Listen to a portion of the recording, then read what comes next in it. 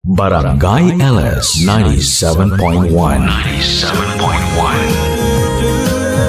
O tayo ay forever.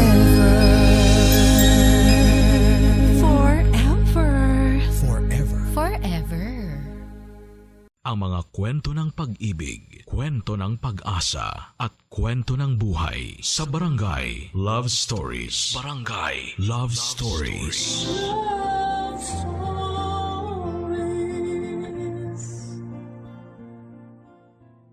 Mga kapuso, nasusukat ba ang pag-ibig? Paano malalaman kung tama lang o sobra na at nakakasira na? May mga taong hindi masukat ang pagmamahal dahil ito ay umaapaw at lumalampas pa sa karaniwan. Madalas ang ganitong pagmamahal ay nakakabuti para sa atin at kung minsan naman ito ay nakakasama. Aling pag-ibig ba ang sapat para sa iyo? Dear Papa Dudut.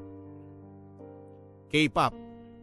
Ito ang tawag sa akin ng mga katrabaho kong Pinoy kapag nagbibiruan kami. K-pop hindi dahil sa mahilig ako sa mga Korean pop stars na uso ngayon at kinakabaliwan ng mga kabataan tulad ng BTS, EXO, Blackpink at Momoland. Hindi rin dahil mahilig ako sa Korean novela at Korean fashion trends. Naging K-pop ang tawag nila sa akin dahil maliban sa singkit ako, slim at maputi ay kamukha ko daw ang gumanap noon bilang Johnny sa Korean novela na pinamagatang Endless Love. Ito papadudot ang palabas na sinusubaybayan noon sa TV nang umalis ako sa Pilipinas. Ako po si Lance, 39 years old, may asawa at 2 anak na teenager. Pareho kaming nurse ng misis ko at kami ngayon ng pamilya ko ay currently nakabase sa California. Paminsan-minsan every 2 or 3 years ay nakakauwi kami ng Pilipinas kapag bakasyon gamit ang aming kaunting naipon. Looking good, moving up, moving on.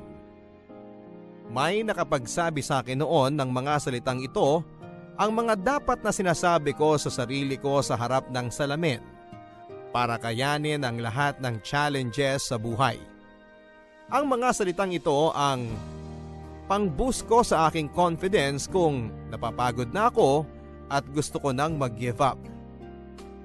Aaminin ko sa inyo, Papa Dudut, na nasa gitna kami ngayon ng proseso ng paghihiwalay ng asawa ko. To make the long and complicated story short, ay hindi na kami magkasundo sa maraming mga bagay. Irreconcilable differences ang tawag dito sa mga papeles at dokumento na pinapipirmahan ng abogado namin sa isa't isa. Mga dokumento na hanggang ngayon ay pareho naming hindi napipirmahan. Hindi ko rin alam kung bakit hindi pa namin ito pinipirmahan. Kung iisipin mo, Papa Dudut, parang kahit na pagpirma ng dokumentong ito ay halos hindi pa rin kami nagkakasundo ng asawa ko. Nagsimula ang usapang hiwalayan dahil sa kakulangan ng oras dahil pareho kaming subsob sa trabaho. Pinalala pa ng pagsiselos at pagdududa hanggang nasulsulan ng mga away at tampuhan sa pagitan ng mga kamag-anak namin at mga biyanan sa magkabilang panig.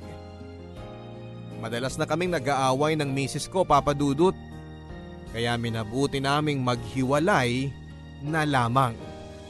Teenager na pareho ang mga anak namin at sa halip na araw-araw silang madamay sa paulit-ulit na away naming mag-asawa, ay nagpasya na kaming tapusin ang lahat so we can all move on. Inexplain naming mag-asawa sa aming mga anak ang aming sitwasyon. Sinigurado naming naiintindihan nila. Matatalino naman silang pareho at malapit na ring magsimula ng kani-kanilang buhay. Nangako kami na susuportahan namin sila and we will always be at their side. Pinag-usapan namin ito ng maigi at masasabi naming okay na kami sa desisyon. Okay lang kami. Kung minsan, Papa Dudut, tinatanong ko sa sarili ko, dapat ba akong magalit Sabay kabig naman ang aking isipan na may kasamang tanong. Kung magagalit ako ay kanino naman ako magagalit? Binuo ko ang pamilyang ito for 19 years sa Amerika. Pero bakit parang manhid ako sa pagkasira nito? Hindi ba dapat nagwawala ako ngayon? Hindi ba dapat ay sinasabi kong hindi ko kayang mawala ang asawa ko sa buhay ko? Bakit hindi ko maramdaman ang sakit at pait ng sitwasyon na ito? Bakit ako manhid? Ang daming tanong, Papa Dudut. Iisa lang ang katotohanan. Manhid na ako. All is good, looking good, moving up, moving on. Sa ngayon, I eat healthy. I exercise a lot. I keep up with the fast-paced life. I am moving on, Papa Dudut. Pero sa likod ng isipan ko ay may naglalarong tanong, moving on na ba talaga ako? O running away? May tinatakbuhan ba ako? Hanggang ngayon, kahit na nagkaroon ako ng sariling pamilya ay tinatakbuhan ko pa rin ang alaala ni Agnes. Manila, year 2000. Ito ang lugar at panahon na kung saan ay nagbago ang takbo ng buhay ko. Ang huling taon bago ako pumunta ng Amerika. 20 anyos pa lamang ako noon, binata at bagito pa lamang sa mga adventures and challenges na inihanda sa akin ng buhay. Isa pa lamang akong fresh intern noon sa isang maliit na ospital na naging malaking bahagi ng training ko bilang nurse. Tulad ng nakakarami, pinangarap kong mag-abroad. Bago makapag-abroad, ang isang nurse na kagaya ko ay kailangan ng experience at credentials. Mula noon hanggang ngayon, training pa rin ang labanan sa kahit na anong trabaho. Kailangang fully prepared ka sa kung anong sitwasyon. Ang aga mo ah. The early bird catches the worm. Mabuti na yung maaga para makakuha ng magandang assignment. Pagkatapos ng training mo, early bird ang ilalagay ko sa recommendation ko sa'yo. Okay na yun, basta wag the worm. Ano bang happening ngayon sa ER? Let's see. Base sa folder merong may fractured ankle. Isang misis yung nasa corner na yon, nadula sa CR. Under observation pa siya. Yung nasa bed naman sa kabila, slight head injury. Nasagsahan ng taxi. Yung driver naman ng taxi nasa kabilang bed na high blood sa stress. Sila na rin ang nagtakbo sa sarili nila dito sa ospital. Lasing at di lang basta lasing, heavily intoxicated.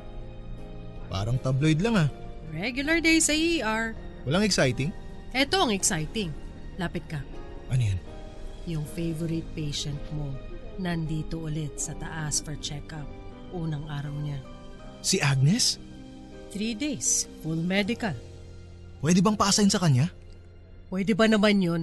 Sa ER ka kaya? Sige na, please. 36 hours naman ang duty mo, di ba? Kahit hindi kita i-assign sa kanya, makakasalubong mo pa rin siya. Sige na, palitan ko ng duty. I-take over ko ang schedule mo next week. Sige na, please. I-assign mo na ako sa kanya. Bawal eh. Mahabang bakasyon din yun para sa'yo. Ayaw mo nun? Mas makakasama mo na matagal yung boylet mo. Shh!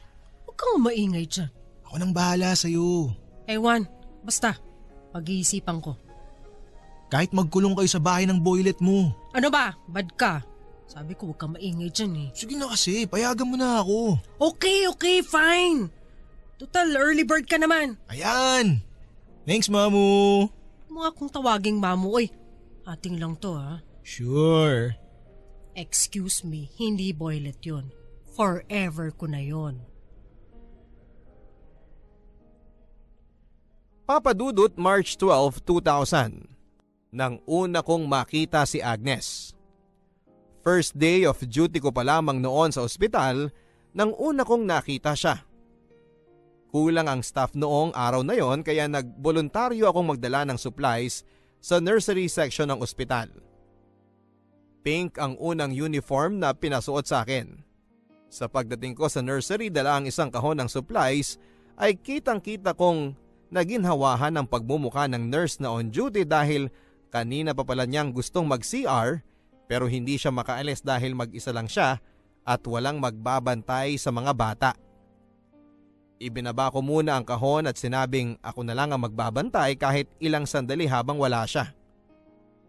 Nagpasalamat ang nurse at dali-daling nag-excuse para pumunta ng CR na nasa dulo pa ng floor.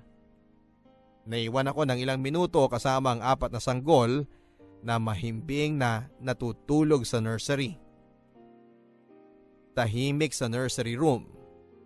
Nang inilibot ko ang aking paningin sa loob ng kwarto, ay nakita ko sa viewing window ang isang babae na nakasuot ng kulay blue na damit na pampasyente na binalutan ng sweater na maroon. Ito ang unang pagkakataon na nakita ko si Agnes. May dimple siya sa kanang pisngi. Ito ang unang napansin ko noong nakita ko siya. Maputi si Agnes at medyo singkit. Mas matangkad lang ako ng kaunti sa kanya sa taas kong 5'7". Nakadungaw siya sa bintana ng nursery at pinapanood ang mga sanggol. Ang akala ko noon ay nanay siya ng isa sa mga babies na nasa nursery. Ang bata naman niyang ina, ang sabi ko sa sarili ko. Halos magkaedad lang kami, Papa Dudut. Dahan-dahan kong binuhat ang sanggol na tinitignan niya at nilapit ito sa viewing window para makita niya ng malapitan. Feeling proud ako noon, Papa Dudut. Bilang bagitong nurse, pakiramdam ko ay may nagawa akong magandang kontribusyon sa mundo nang ilapit ko ang sanggol sa kanyang ina kahit may makapal at malawak na salamin sa aming pagitan. Sandaling nagtagpo ang aming mga tingin. Parang tumigil ang mundo ng mga sandaling yon. Mapungay at maamo ang kanyang mga mata. May dimple din pala siya sa kaliwang pisngi. Sayang, sabi ko sa sarili ko, taken na siya. Naputol ang sandaling yon nang biglang bumukas ang pinto ng nursery. Paglingon ko sa likuran ay nakabalik na ang nurse on duty. Kumaway siya sa babae sa bintana, hudyat na kilala niya ito. "Hi Agnes," ang sabi ng nurse sa mahinang boses para hindi magising ang mga sanggol na natutulog. Sinundan ito ng pabulong na, "Kumusta ka na?" Sabay turo sa babae sa bintana nang halos walang lumalabas na tunog mula sa kanyang bibig. Thumbs up ang sagot ni Agnes mula sa labas. Kompleto ko nang nakita ang kanyang dimples, left and right. Para siyang mas batang Alice Dixon. Nag-disappear ang kanyang mga mata sa tuwing ngumingiti siya. Monthly check-up pala ni Agnes noong araw na yon at ang sabi sa akin ng nurse on duty habang hindi inaalis ang tingin at ngiti kay Agnes. "Hindi siya ang nanay ng bata. Magtanong ka kasi. Huwag kang basta-basta." Formal kaming nagkakilala pagkatapos ng sandaling yon sa nursery. Ipinakilala siya sa akin ni Mamu na naging supervisor na ng training ko matapos ang ilang buwan. Halos monthly ang check-up ni Agnes, kaya madalas ko siyang nakikita. Dahil maamo ang kanyang mukha at hindi siya nahihiyang makipag-usap kahit kanino man, ay naging kaibigan na niya ang karamihan sa mga doktor, nurses at hospital staff at pati na rin ang ilang mga pasyente na nakakasabay niya. Unti-unti nang nahuhulog sa kanya ang aking puso at tuwing nakakausap ko siya ay lalong bumibilis ang tibok nito. Aaminin ko na iisa pa lamang ang naging girlfriend ko at noong high school pa ako noong naging kami. Nagkahiwalay kami noong magkolehiyo na siya sa ibang lugar. Broken hearted ako noong nangyari yon at ibinuhos ko sa pag-aaral ang aking atensyon. Ngayon ko lamang ulit naramdaman ito, pero sa pakiramdam ko, ito ang mas totoo at tunay na pagmamahal. Once or twice a month ay nakakapag-usap kami ni Agnes at madalas na nabibiyayaan ng mas mahabang kwentuhan tuwing naa-assign ako sa kanyang floor. Salamat kay Mamu dahil mas madalas din ang pagkakataon na yon. Kumusta ang paborito kong patient? Heto, mahina pa rin ang puso. Dito ka sa tabi ko, Lance. Ha? Magra-rounds na si Doc eh. Baka mahuli tayo kung ano pang isipin. Ano ka ba? Kailangan ko lang ng alalay sa pagtayo. Nandito ka lang last month ha. Hindi ko ina-expect sa'yo ang sagot na mahina pa rin ang puso. Dapat strong and fighting. Ang bilis ko kasi mapagod lately. Mabilis kesa sa dati? Mas mabilis pa kaysa mabilis na dati. Kumusta naman ang favorite nurse ko? Well, galing ako sa ER. Merong may fractured ankle, may nabundol ng taxi, may lasing na nagulpe. Regular day. Parang headlines ng tabloid ah. Yan din ang sabi ko sa chief nurse ko eh. Si Mamu? Ayaw nga niyang patawag ng Mamu eh. Nasilip mo ba ang folder ko? Anong sabi ng detail ko? Agnes, mahina ang puso mo. Hindi ka dapat palaging napapagod. Pagod na ako, Lance. 2 araw kada buwan ang schedule ng check-up ni Agnes sa ospital. Bata pa lamang siya ay mahina na ang pinakamalaking ugat na nagdadala ng dugo mula sa kanyang puso papunta sa buong katawan. Ang delikado sa kondisyon niya ay maaaring bumigay ito kahit na anong oras kaya dapat ay regular ang monitoring. Hindi maiging makapaglabas ng dugo ang kanyang puso kaya nahihirapan itong magtrabaho ng maigi. Mode of lifestyle ang cause nito para sa karamihan. Sa madaling sabi ay bunga ng pagpapabaya sa katawan. Kay Agnes naman, pinanganak na siyang may ganito. Sa madaling sabi, hindi niya kagustuhan. Papadudot hindi naging sagabal para kay Agnes ang kanyang kondisyon. Nagtuturo siya sa prep. Kung bawal ka nga naman sa stress ng panganganak, edi palibutan mo ang sarili mo ng mga bata. Iningatan ni Agnes ang puso niya dahil gusto niyang mabuhay. Gusto niyang magpatuloy at eto ang dahilan kaya pabalik-balik siya sa ospital, siya at ang kanyang ina. Ang bawat tao sa mundo ay may kanya-kanyang tungkulin. Ang bawat tao ay may papel na ginagampanan. Kadalasan ay hindi lang isa kundi 2, 3 o mas higit pa. Para sa akin bilang nurse, 3 ang uri ng tao. Ang mga tagasagip ng buhay, ang mga gustong magpasagip, at ang mga tao na ayaw magpasagip. 5 buwan matapos kaming unang magkakilala, August year 2000. Binanggit ni Agnes sa akin ang mga salitang hindi ko makakalimutan. Hanggang ngayon ay ito pa rin ang naririnig ko sa aking isipan. Ang sabi niya ay pagod na raw siya. Pagod na sa kakatingin mula sa labas ng mga bintana. Pagod na sa paghahangad ng mga bagay na hindi naman magiging kanya papadudot. Bakit ganon? Kung sino pa ang matinding magmahal ay siya pa ang mahina ang puso. Kung sino pa ang gustong magpasagip, siya pa ang halos wala nang makapitan. Dapat kasi may motivation ka para gumaling ka. Anong motivation ko para gumaling? Alam ko na. Papasyal tayo sa mall. Sa may arcade, dance revo, yung ganun. Dance Revo? Uso pa ba yun? Maganda yun. Exercise para sa'yo. Paano kung mapagod ako? Di ba sabi mo bawal ang mapagod? Oo nga no. E di, laro na lang tayo ng mga video game. Yung car racing. Bawal din ang too much excitement. Aba, parang mas ikaw pa ang nurse sa ating dalawa. Labas-pasok ako sa ospital mula grade 1, no? Maniwala ka, dapat bigyan na ako ng PhD sa medicine dahil memoryado ko ng mga sakit ko. Alam ko na. Uupo na lang tayo sa bench sa mall. Tapos, manonood tayo ng mga nagsasayaw. Matagal ko nang ginagawa yan. Hindi na bago yan. Ibahin mo this time. Anong difference? This time, may kasama ka. Hehehe. Magtrabaho ka na nga. Mag-superhero ka na dun sa ibang room ng hospital. Oo, gusto mo manlait? Manlalait tayo ng mga sumasayaw. Gusto mo yun, di ba? Sige, fine. Oo na. Ang motivation ko ay manood ng mga sumasayaw at manlait. Salamat, Lance. Salamat sa ano? Nurse kasi ang palagi kong kasama kapag namamasyal. Ano ba ang tingin mo sa akin?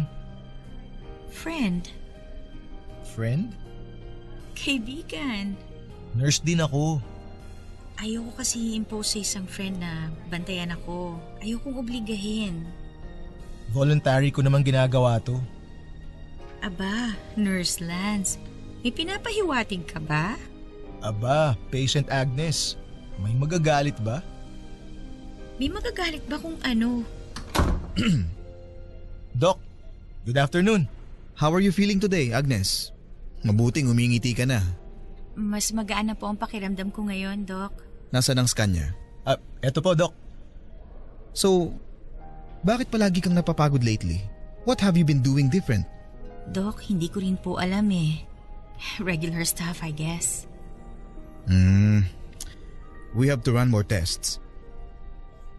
You really have to stay for 3 days. Paano po yung trabaho ko, Doc? You need to take a rest. Stay away from stress. Nagtuturo ka pa ba?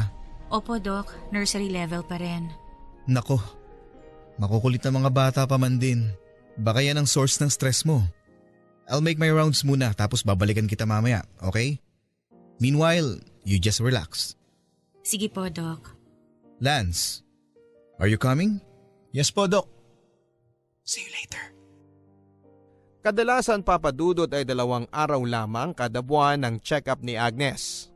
Pero dahil siguro sa sobrang pagod sa trabaho ay nadagdagan pa ng 1 araw ang check-up niya sa pagkakataong ito para daw i-monitor pa ng maigi ng mga doktor ang kanyang kondisyon. Inaamin ko na hindi unusual ang pag-i-extend ng check-up pero regular itong ginagawa kapag may kailangan pang i-verify sa mga test results. Second day ni Agnes sa ospital noong natapos ang 36 hours na duty ko. Bago ako umuwi after ng duty ko ay pinuntahan ko muna siya sa kanyang kwarto para magpaalam. Aaminin ko, papadudot, magmula ng unang nakilala ko si Agnes hanggang sa ngayon ay masasabi kong minahal ko na siya. Minahal ko siya dahil matapang siya. Minahal ko siya dahil hindi siya takot mangarap at abutin ito. Minahal ko siya sa napakaraming dahilan. Hindi siya mahirap mahalin. Pero paano ko ito sasabihin sa kanya na hindi niya ako pagtatawanan? Dapat ko pa bang sabihin? Noong mga panahon na yon dahil bata pa ako ay hindi ko iniisip ang mga komplikasyon ng buhay. Nurse ako sa ospital, pasyente naman si Agnes. Alam ko na kailangang mag-maintain ng professional distance at hindi dapat maging masyadong personal sa mga pasyente. Pero mapipigilan mo ba ang puso mo na magmahal? Kaya mo bang idikta sa damdamin mo kung kanino ka magsasabi ng I love you? Napatigil ako sa aking iniisip habang palabas na ng elevator papunta sa room ni Agnes. I love you? Sabi ko sa sarili ko. Tinamaan ka na, Lance. Wala noon sa kwarto ang kanyang nanay na hindi ko pa lubusang nakikilala. At hanggang ngitian lang kami sa hallway ng ospital. Pagpasok ko sa kwarto ay naabutan kong nakatingin sa bintana si Agnes. Malayo ang kanyang tingin ng mga sandaling yon. Baka sa kanyang mukha ang malalim niyang iniisip. Habang sa likod naman ng aking isipan ay sumisigaw ang mga salitang mahal mo siya, Lance. Ito na ang forever mo. And I am willing to take the chance dahil she is worth it. Knock knock. Uy, Lance. Akala ko nakalimutan mo na ako. Pwede ba naman yun? Patapos na ang duty mo ah. Dinalang kita ng specialty ng kitchen. Ano yun? Gulaman. Gulaman? Gulaman. Soft diet ka daw muna, sabi ni Doc. Sa laki ng kitchen nyo dito, gulaman lang ang specialty? Hindi lang basta gulaman. Kulay pink na gulaman. Mukhang pagod ka na. Uwi ka na para makapagpahinga ka na. Dumaan lang ako para mag-goodbye and good night. At ipaalala sa'yo yung date natin paglabas mo. Nakaschedule na. Kasama sa mga calendar ng check-up ko. Magpagaling ka ha, para makapasyal tayo. Sasamahan mo ko as a nurse o bilang kaibigan? Hindi ba pwedeng both? Uuwi lang ako para matulog tapos bibisitahin kita bukas. Sige, para may kausap ako. Susunduin ako ni Mami bukas. Ipapakilala kita. Anong gusto mo? Flowers o snacks? Flowers. Pink. Para magkakulay naman sa white rooms ninyo. Hospital to, hindi hotel. What do you expect? Flowers. Pink. Tanong lang, kapag off-duty ka at pupunta ka dito, naka-uniform ka pa rin ba ng puti? Ma'am Agnes, ano po sa off-duty ang hindi nyo gets?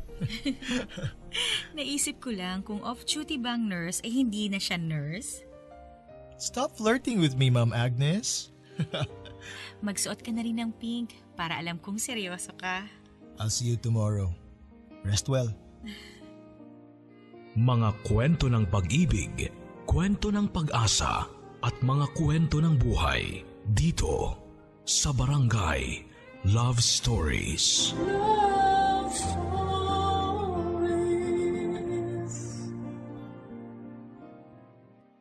Alas 7 na ng gabi nang makarating ako sa aming boarding house, Papa Dudut.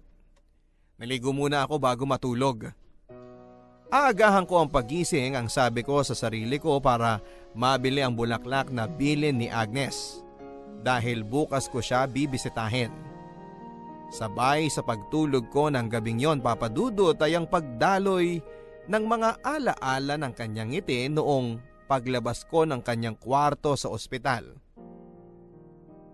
Sabay sa pagtulog ko ang hangad na sana dumating na ang bukas.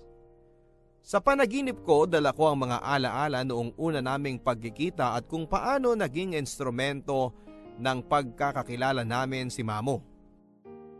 At noong araw na bitin ang staff ng ospital. Naalala ko pa ang makapal at malawak na salamin sa pagitan naming dalawa ni Agnes habang hawak ko ang sanggol na ang akala ko ay anak niya. Mahimbing na ang tulog ko nang magsimula sa panaginip ko ang pagdaloy ng mga alaala noong tulak-tulak ko siya sa kanyang wheelchair papunta sa hallway hanggang sa labas ng garden ng ospital para magpaaraw isang umaga. 3 paso ng bougainvillea sa isang maliit na balcony.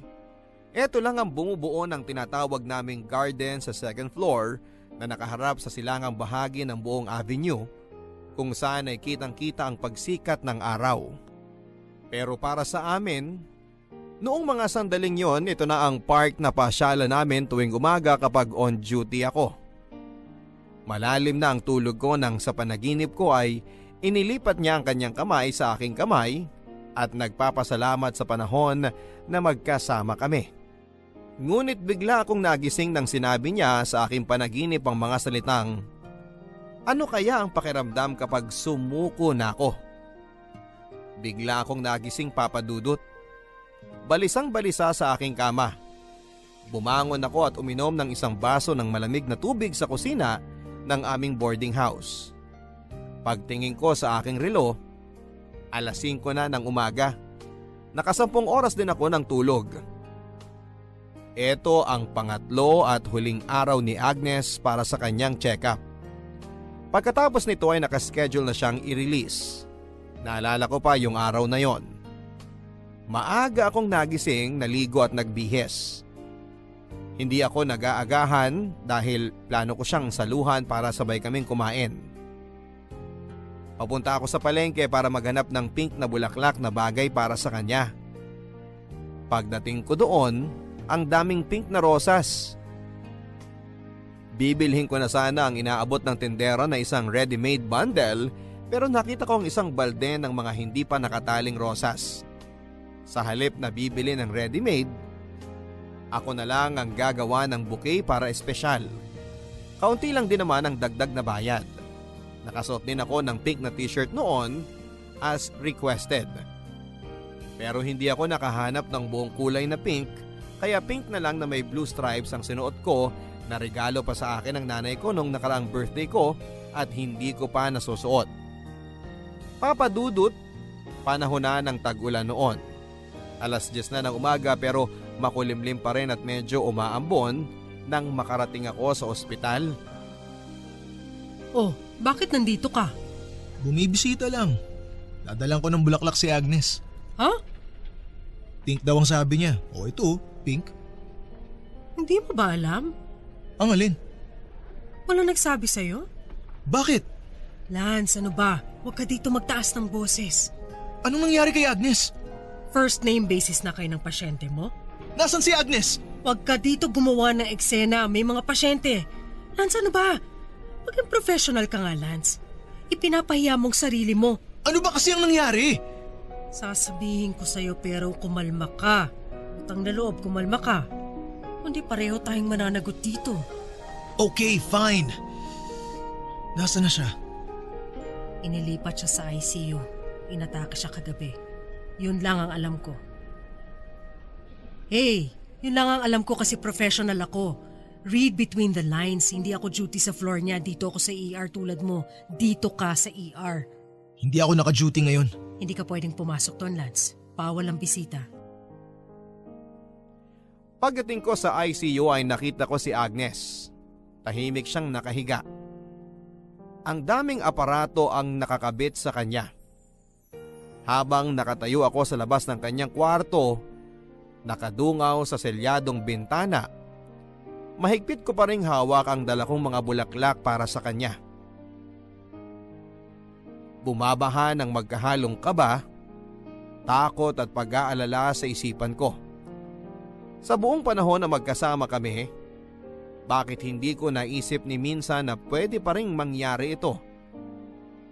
Ang sabi ko sa sarili ko, siguro dahil feeling ko ay superhero ako na kaya kong sagipin kahit sino na gustong magpasagip. Pero kapag ayaw magpasagip, sasagipin ko ba? Lumapit ako sa salamin. Isang makapal at malawak na salamin na naman ang namagitan sa amin. Pero this time ay wala kahit isa sa amin ang nakangiti. Ikaw si Lance? Po? Ako ang mommy ni Agnes. Sabi niya kagabi magdadala ka daw ng pink flowers at nakapink ka. Nung nakita kitang paparating, alam ko kung sino ka. Ikaw si Lance. Kumusta po siya? Inabutan siya dito ng sakit niya kagabi. Mabuti na lang at sumabay sa check-up niya. Mabuti na lang dito nangyari at hindi sa ibang lugar. Nagtatawanan pa po kami kahapon bago ako umalis. Alam mo ba, hate niya ang pink? Pero no more room daw for hate kaya in-embrace niya pati ang kulay na yon. Kaya yata niya pinasuot sa'yo at pinadala ka ng pink na bulaklak. It's her way of saying that she likes you. I think gusto niya makita yon. Sanay na ako. Ganyan talaga ang kondisyon ni Agnes. Unpredictable. Nurse ka, di ba? Opo. Alam mo kung gaano kakritikal ang kondisyon niya. Ironic, hinanda ko na ang sarili ko sa ganitong pagkakataon. Ayaw makita ni Agnes na mahina ako. Pero heto ako ngayon. Hindi ko na naman alam ang gagawin. Ano pong nangyari? Nagkukwentuhan lang kami. Tapos bigla siyang dumain na masakit ang tiyan niya. Akala ko sa kakatawa. Akala ko din yung ulcer niya. Tapos kumalat ang sakit sa kanyang dibdib. Dumating na ang mga nurse nung mangyari yon. Sorry po, wala po ako nung nangyari yon. It's okay. Palagi ka niya nga babanggit sa akin. Ikaw din ba yung nasa nursery noon? Yung naka-pink daw na naglapit ng bata sa bintana para makita niya? Akala ko siya ang nanay, kaya ipinakita ko. Nung nakilala ko siya, sabi niya po pagod na raw siya katitingin lang sa labas ng mga bintana. Pagod na daw siyang mag-wish ng mga ganong bagay para sa kanya. Sabi niya gusto daw niyang magkaanak. Hindi kaya ng heart ni Agnes ang magpuntis, lalo na ang mga anak. Pero gusto daw niya anak na babae. Para pag naiwan daw niya ako, kapag maiwan na niya ako, parang may kapalit daw siya sa buhay ko. Ma'am, Lance, iho, this is it na daw sabi ni Doc. Naghihintay na lang tayo. Mabuti nakarating ka. Matapos ang regular check-up na 2 days kada buwan, ito ang first time na ni-require si Agnes na mag-stay ng 3 days dahil may kinukumpirma pa sa kanyang mga lab results at test. Sa pangatlong araw, ang plano sana ay mamasyal kami ni Agnes, manood ng mga sumasayaw sa mall, maglakad-lakad for exercise at kumain sa food court. Okay lang din sana kung kasama ang nanay niya. Pero sa ngayon, sa pangatlong araw na ito ay nandito lang kami. Naghihintay at ilang minuto pa lang magmula nang dumating ako ay parang habang buhay na ang paghihintay namin ng kanyang ina. Hindi na nasundan pa ang aming pag-uusap matapos niyang magpasalamat na dumating ako. Pero ramdam namin ang pagbuhos ng emosyon na parang ang dami na naming sinasabi sa isa't isa. Tanging ang tunog na lang ng respirator at ang beep ng heart monitor ang pumuno ng spasyo sa loob ng maliit na kwarto ng ICU. Minabuti ko munang puntahan si Mamu. Bakit hindi mo sa akin sinabi kagabi? Nagagalit ka ba? Sana sinabi mo man lang sa akin. Bakit ka nagagalit? Relative ka ba niya? Boyfriend ka ba? Nurse ka dito, Lance. Baka nakakalimutan mo, trabaho mo to. Bawal ang... Hindi ka pwedeng ma-involve sa patients mo ng ganito. Mahal ko si Agnes. Kumising ka nga. Crush siguro, oo. Admiration possible dahil strong fighter siya. Hindi pwedeng minamahal mo agad ang kahit sinong pumasok sa ospital na to. Dahil Lance, nurse ka. May obligasyon ka kung saan kailangan mo to think straight all the time. And you're not thinking straight now. Ang mundo ng nurse napapalibutan ng mga may sakit. Hindi ka dapat nagpapapekto. Sino ka ba para sabihin sa akin kung ano ang dapat at hindi ko dapat maramdaman? Madami na ako nakita mga nurse at mga doktor na dumaan sa ganyan. Maniwala ka sa akin. Sa galing mong yan, kahit ilang ulit ka mag-training dito o sa ibang ospital, hindi mo matututunan na maglagay ng distance between you at sa pasyente mo. Kailangan ikaw mismo ang mag-define ng line na yon. Bata ka pa, Lance. Sabi ko ipapasyal ko siya eh. Lance, kinukompromiso mong trabaho mo sa ospital na to. Kapag nangyari to sa'yo, kapag ang mahal mo nasa ICU na yon, iiwanan mo ba? Pasanay ka na, Lance. Hindi lahat ng tao kaya mong iligtas. Pagbalik ko sa ICU ay naabutan ko ring nakaupo ang nanay ni Agnes. Tahimik pa rin sa loob ng kwarto. Tanging paghinga at pagtunog lang ng heart monitor ang naririnig. Inhale, exhale, beep. Inhale, exhale, beep. Inhale, exhale. Hanggang huminto na ang kahit na anong tunog ng paghinga na nasundan ng isang mahabang beep. Wala na akong narinig pagkatapos noon. Tinawag namin ang nakamonitor na nurse on duty. Mabilis na pumasok ang iba pang mga nurses sa room na nasundan din ang pagdating ni Doc habang ang lahat ay gumagawa ng paraan para i-revive si Agnes. Sa gitna ng kaguluhang ito ay parang wala pa rin akong naririnig. Para akong nabingi na kahit alam kong maingay na, sa loob ng room ay wala pa rin akong naririnig. 11:58 AM ay nakita kong sinulat ng nurse sa hudyat ni Doc ang oras sa clipboard kung saan ay nakalagay ang detalye ni Agnes. Wala akong narinig. Dahan-dahan akong umatras palabas ng kwarto. Wala na rin akong naramdaman pa. Sa 20 taong laban niya sa sakit na ito, sumuko na rin siya. Doon nagsimulang magmanhid ang damdamin ko. Tuluyan nang namaalam si Agnes. Ang bilis, ang sabi ko sa sarili ko. Parang sa pakiramdam ko ay 3 araw ko pa lamang siyang nakasama at parang ngayon ko pa lamang siya nakikilala ng husto. Parang kulang pa dahil gusto ko pa siyang kilalanin ng lubusan. May ibang mga tao na nakikilala lang nila ang isang tao kapag magkasama sila ng 3 taon. Ang iba naman ay kapag 3 taon na. Ilang buwan pa lamang kaming magkakilala ni Agnes pero parang buong lifetime na ang panahong kasama ko siya kaya naman parang ang pakiramdam ko ay isang buong lifetime ang nawala sa akin ng araw na yon. Halos 1 linggo ang lamay. Maraming nagpunta mula sa ospital, mga doktor, nurses, hospital staff, mga kamag-anak, mga kaibigan at mga estudyante at mga magulang nila. Pati ang ibang mga namumukhaan kong naging pasyente ay bumisita dahil naging kaibigan nga ni Agnes ang lahat. Masaya silang nagkwekwentuhan tungkol sa mga memories nila kasama si Agnes at kung paano sila nagkakilala. Nakailang beses ako ng pagbisita sa lamay pero hindi ko maintindihan dahil parang wala akong maramdaman. Makalipas ang 1 linggo, inilibing na si Agnes. Pagkatapos nito at nang umuwi na halos lahat ng nakilibing ay saka lamang kami nakapag-usap ng kanyang ina. Salamat sa pag-aalaga mo sa anak ko.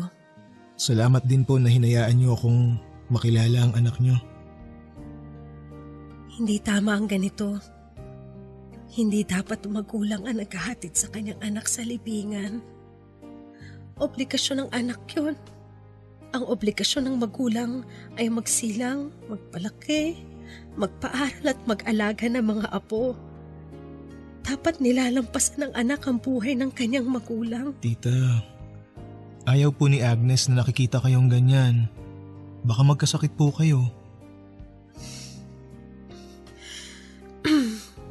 Pagpasensyahan mo na ako. Tama ka. Ayaw din ni Agnes na nakikita akong ganito. Okay lang naman po pero pagkatapos niyong mailabas, balik ulit. Go, go! Natutunan ko po yan kay Agnes. Makikita pa ba kita? Sana po. Para makapagkwentuhan pa po tayo tungkol kay Agnes. Pero nag-apply po ako sa Canada. Malaki po ang demand para sa mga nurse doon. Looking good. Moving up, moving on. Opo. Tandaan mo yan palagi. Na-realize ko yan lately na ugali pala namin ni Agnes yan. Every time pagkatapos magkasakit ni Agnes, kapag gumaling na siya, humaharap kami sa salamin and we say, looking good, moving up, moving on. Looking good, moving up, moving on. Paano ko mamahalin ang isang taong nasa ala-ala ko na lamang? Dumiretso ako sa ospital pagkatapos ng lamay para kolektahin ang mga gamit ko mula sa locker. Nagpasalamat din ako kay Mamo dahil yon ang huling araw ko sa ospital.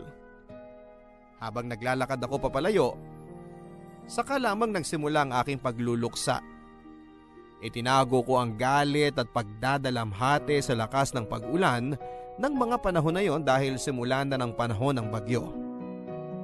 Ikinubli ko ito sa lakas ng hangin at sa ingay ng pagbuhos ng ulan. Doon ko lang nalaman, habang buhay kong mamahalin ang isang ala-ala. May mga tao na ang problema nila ay love life.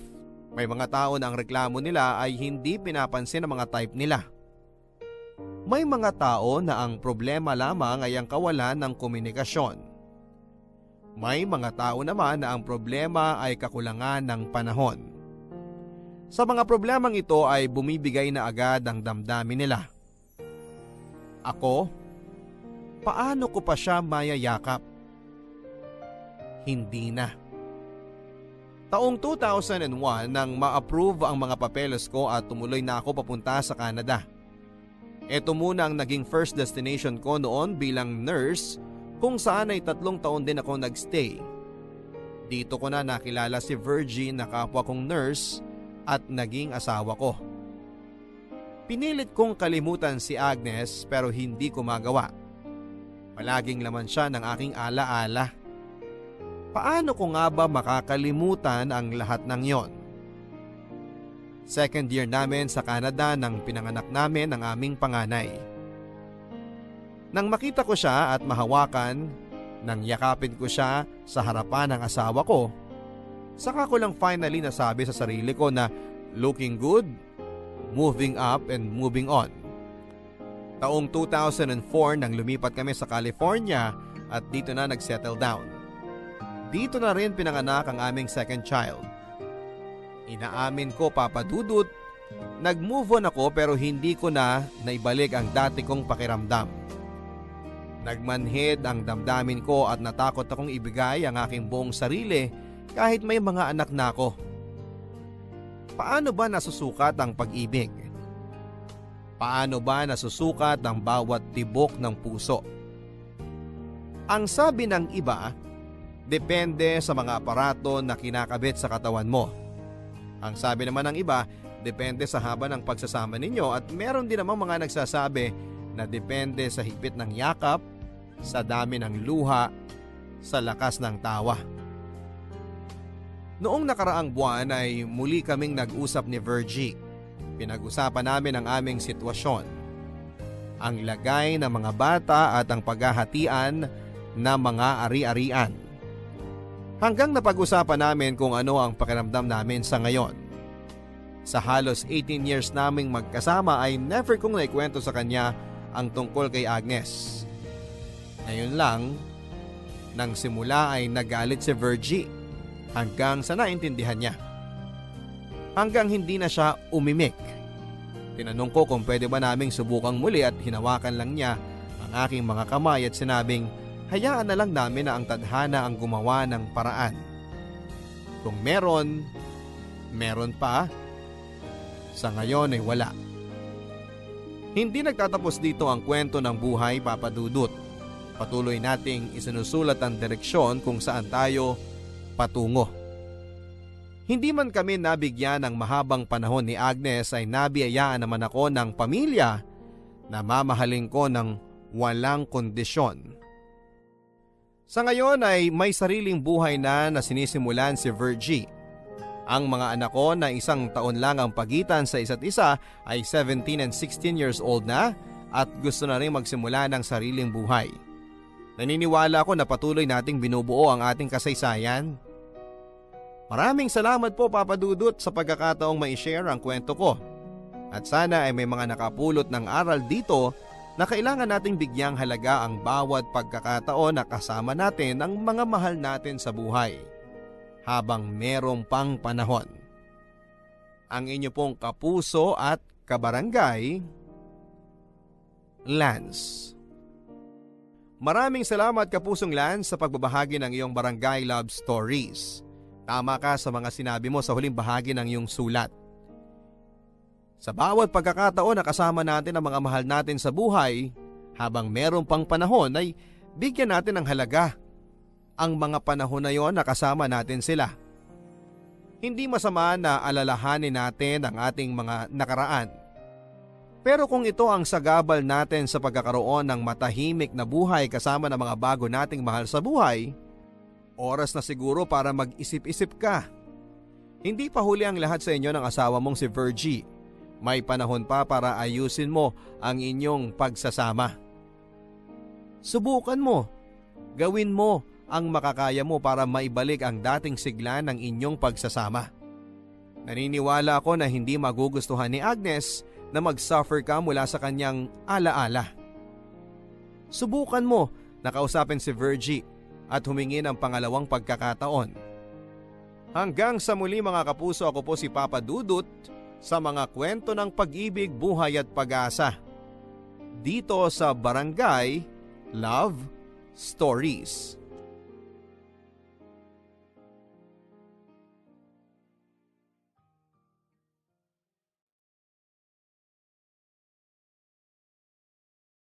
Barangay LS 97.1.